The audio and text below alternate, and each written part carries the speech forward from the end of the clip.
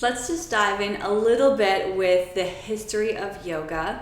I do have in the studio here this really awesome poster, so if you're ever in the studio you can see this tree of yoga. It's really neat and talks a lot about the history and philosophy on one poster, so that's awesome. But let's just dive in a little bit, just tap the surface, okay? So I'm going to mention these, but of course this topic, you will come back to it many times. Please keep reading different various yoga books. Again, you'll come back to this topic. But this topic is the 8 limbs of yoga.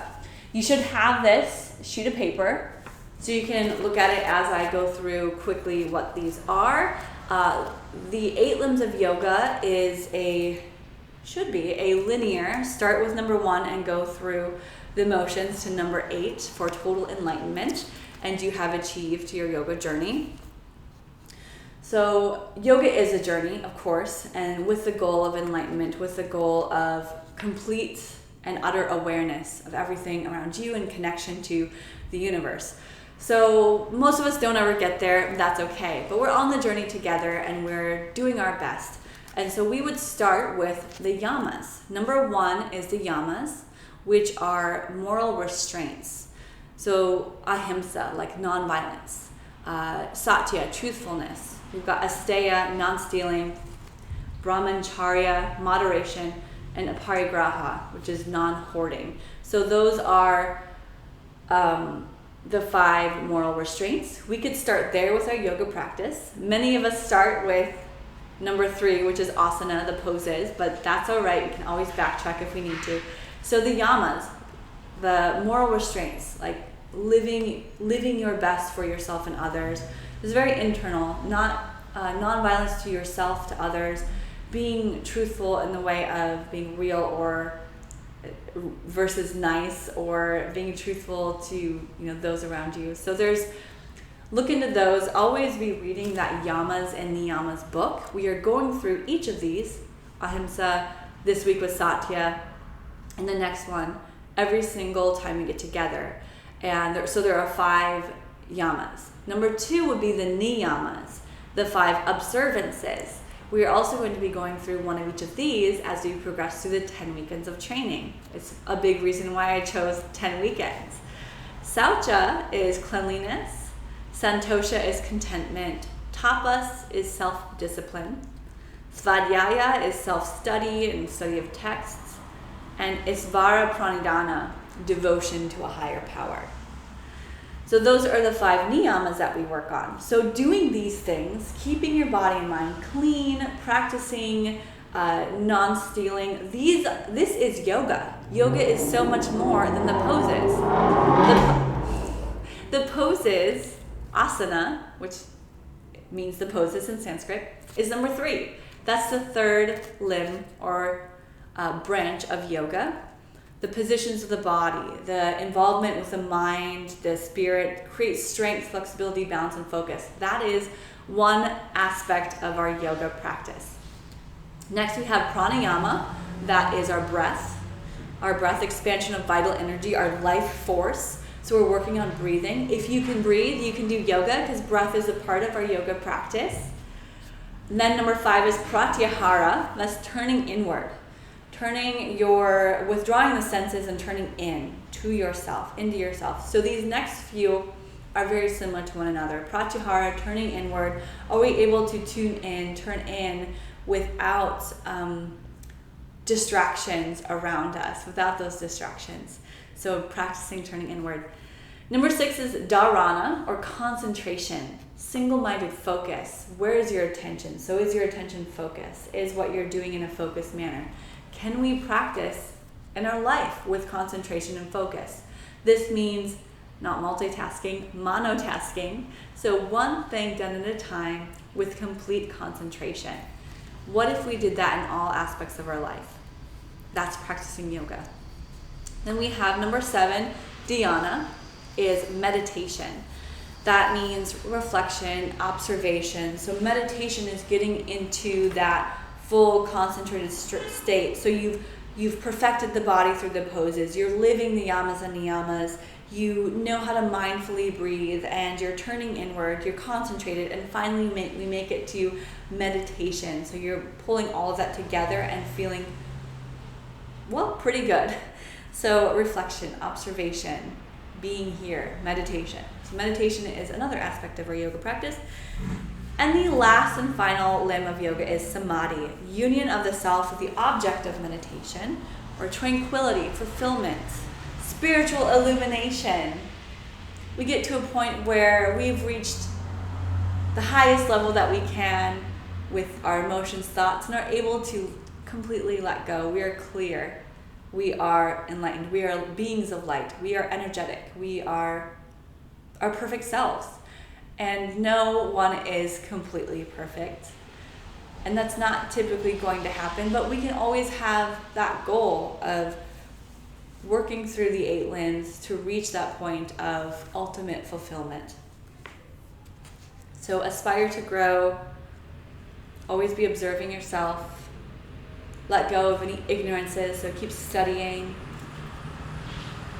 And yeah, so the 8 limbs of yoga, you'll hear that in different trainings. You can definitely look up more of these. You can watch more videos on the 8 limbs of yoga. This was just a brief overview, and please just take a look at it, just understand it just slightly, even just say, be familiar with the 8 limbs is good. So yes, as a yoga teacher, we do not need to know everything. Just picking the things, and it's okay to pick and choose, pick the things that you want to focus on. You will never, ever know everything. And the more that you learn, the more you realize that there's so much more to learn, of course. So pick those things that you really want to dive into and focus on. And it might be yamas, niyamas, it might be the 8 limbs, it might be meditation, it might be more of the asana movement practice. Whatever it is that you're focusing on, be really amazing at that. Work at it, work hard at it, and be your best, and keep going. And keep going, of course. And then when you have capacity for more, then grab onto the next thing. Work on that. Do your best and keep moving forward. So 8 limbs of yoga. These were created by a guy named Patanjali. Patanjali is also the creator of the Yoga Sutras. Sutras are like little verses of texts. And I am not a professional at the Yoga Sutras, the 8 limbs, or any of that. I am familiar with them. Just as many teachers are.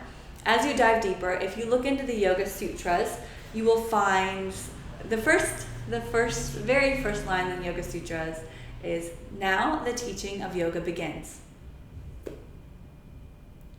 I used to have a yoga teacher who says this at the end of class. So the end of your practice, now the teaching of yoga begins.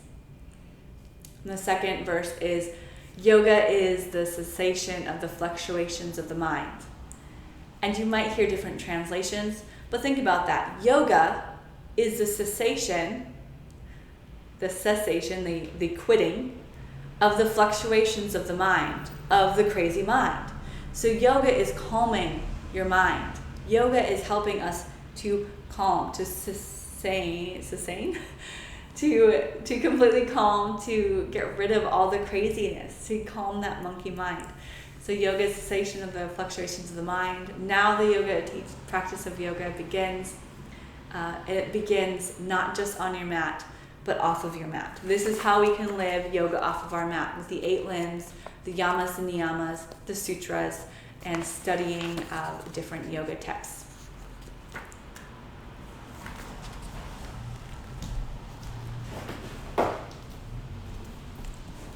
With this, I did mention that I love this book. So this is a book I did not recommend, this is a book I did not require, but I had for my previous 2 trainings. I love this book. It's called How Yoga Works by Michael Roach. And the reason I did not require it is because I required other books, and I wanted to see how those went. And looking back, I do wish I maybe would have required this. This is highly recommended. You can get it on Amazon for $15. You can maybe even rent it at the library. I would really love it if we all got this book and read it for the next couple months. So if you're in this the live training. I am going to recommend this book for anyone who is in the just doing the online portion of this. How Yoga Works goes through, without stating it, goes through the Yoga Sutras. It goes through the 8 limbs. They go through how yoga works on a non-physical level. It's a story about a girl who gets thrown into jail. And she talks about her grandmaster, which is Patanjali, but she never mentions the name. So it's just written in a way that teaches you about sutras, chakras, how yoga works, karma, planting seeds, all of that without confusing you. So in a story format. So I really, really love this book. I will highly recommend it. The reason I didn't recommend it is sometimes there's some conflict with the author. So if you want to look into the author and before you decide to read this book, that is up to you. You can look into the author and decide not to read this book. So there's a little bit of drama there. However, I believe what's inside the book, it just helps you to think in a better way, in a different way than maybe what you're accustomed to. So it gives you an easy format to read and understand how yoga works outside of the yoga poses.